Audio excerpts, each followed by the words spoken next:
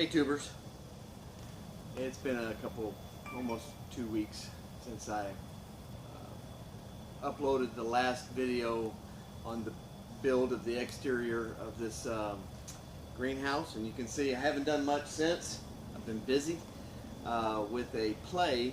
It's a Christmas presentation by our church, Bellevue Baptist Church here in the Memphis, Tennessee area. It's a very large production, and I'll put a link to the church website down below here, and then you guys can go out there and look and see what we've been up to. It's called The Singing Christmas Tree. Very large, very popular production. It's going to be on Fox on a lot of your stations on Christmas Day, so you may see that, and I'm a big part of that. Actually, I'm part of it, not a big part of it. But as you can see, I haven't done much in here, and that's where I've been. But I have been tagged by Greenwise Joe to answer some questions about my allotment. Even though I don't really have an allotment, I'm going to give it a shot. And so let's just get right into it. The first question is, how long have you had your allotment? Well, I've had this greenhouse and actually this property for about 2 years. And I began to build the greenhouse as soon as I bought the property. The original greenhouse, as most of you know, collapsed last winter from an ice storm and some snow. And then this is what I've replaced it with. There will be another one. I will take what I can from that other greenhouse in the future and build a somewhat smaller version of that first greenhouse. The second question is, how long did you have to wait for your allotment? I really didn't have to wait too long. I was living and gardening in the city while we were getting this place ready to be inhabitable. It was bank-owned property that had to have a lot of work just before we could move out here and live in it. And I wasn't going to subject my wife to too much of it. And as you also know, if you've been following me, we have done a lot of renovations, and living in a renovating house, or a house that you're renovating, is no easy chore. So my hat's off to my wife. She's a good sport. Where did you learn about gardening? Well, I grew up gardening, and you have to excuse me, it's very hot in this greenhouse. I haven't got any fans in here yet, so I am going to sweat today. It's probably somewhere in the 95 to 100 degree range in here.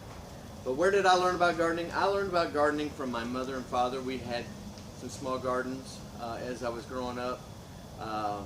But I probably learned more from my grandmother, who gardened on the same kind of scale that I do.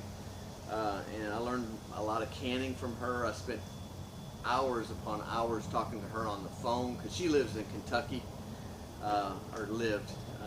She's gone to be with the Lord, but I would really attribute most of my knowledge from her and from reading. I read everything I get my hands on about gardening. So there's that. Do you plan to plant a winter garden? Well, no, not this year. I am going to work. After this play is over, I'm going to work tirelessly in here getting this ready. Plans are I'm going to do a lot of aquaponic and hydroponic gardening in here. I plan not to use too much with soil in here, except for starter plants. I may sell some stuff to nurseries. That's all TBD. I'm still trying to figure out what I'm planning to do with all of this space, because there's quite a bit of space here. What has been your biggest success this year? I don't know. Yeah, it'd be this place.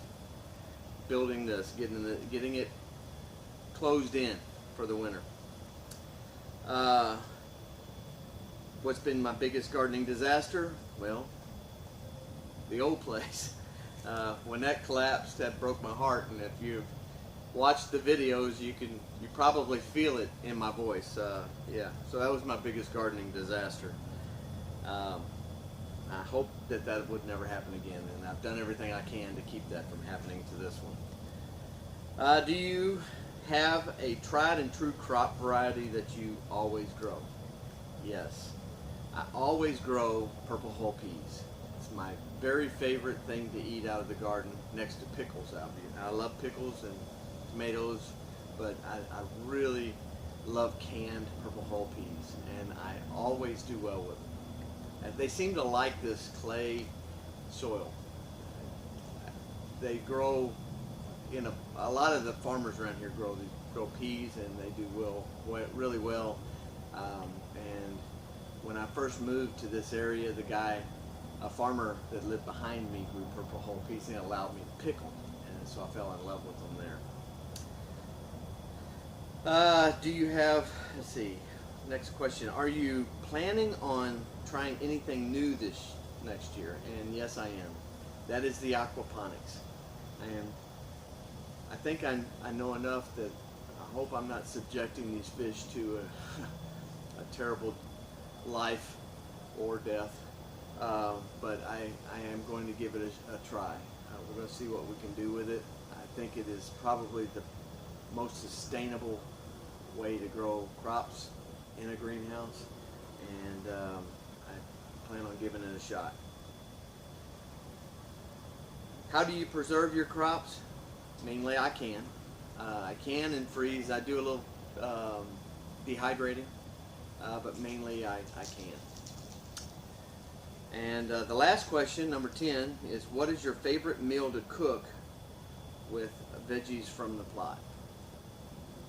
And that is purple hull peas. I just open a can after I've canned them, dump them in a microwave safe bowl and microwave them or heat them up on the stove, whatever way. I can almost eat them just room temperature. I love them that much.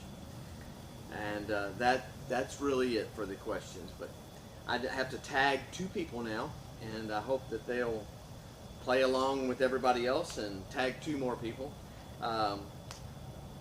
The first person I want to tag is Carl from Itsy Farm, and I'll put his link to his channel in here. I've done it before. He has a greenhouse similar to this. It's a little smaller, and it's a little different version. I think his is, I don't remember the actual name of his. This is the Atlas Snow Arch. His is an Atlas something. But anyway, it's a great looking structure, and he's going to be putting up videos as he goes along of his build process as well. And the other channel I want to challenge is Brent at C3 Voyage, and he's another greenhouse gardener, and he's got some really cool things that he's trying, and I'm hoping he works some of the bugs out so that I don't have to. Thanks, Brent. That's it for now. Hopefully I'll have something here for you in the near future with some build processes going on in here. I've got fans to install and throughout here, the big 42-inch slant fans. I've got lights, and then I'm going to start building my hydroponic and aquaponic structures in here as well. So until next time, we'll see you shortly, hopefully.